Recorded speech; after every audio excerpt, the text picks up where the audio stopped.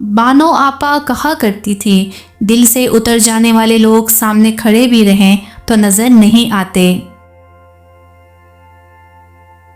انقلاب ہمیشہ نوجوان لاتے ہیں، لیکن جس معاشرے کے نوجوان چمچہ گیری کی راہ پر چل پڑیں، وہاں انقلاب نہیں غلامی راج کرتی ہیں۔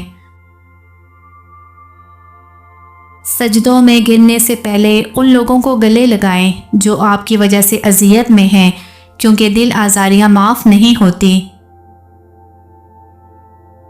محبت جب روح کی ہو تو انسان دوبارہ کسی سے محبت کرنے کے قابل نہیں رہتا۔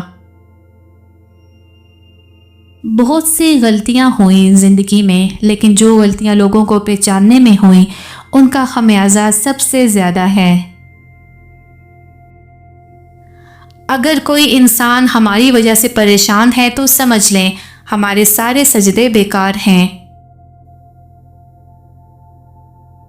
لوگوں کا ستایا ہوا مسجد گیا تاکہ اپنے رب سے ان ظالموں کی شکایت کرے، لیکن کیا دیکھتا ہے کہ یہ تو پہلی صفوں کے نمازی ہیں۔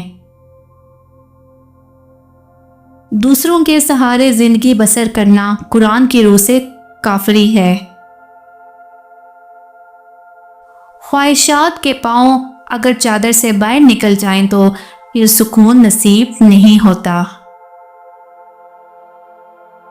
جب آپ کو مثبت پہلو دیکھنے کی عادت ہو جاتی ہے تو پھر آپ مزے سے زندگی گزارتے ہیں۔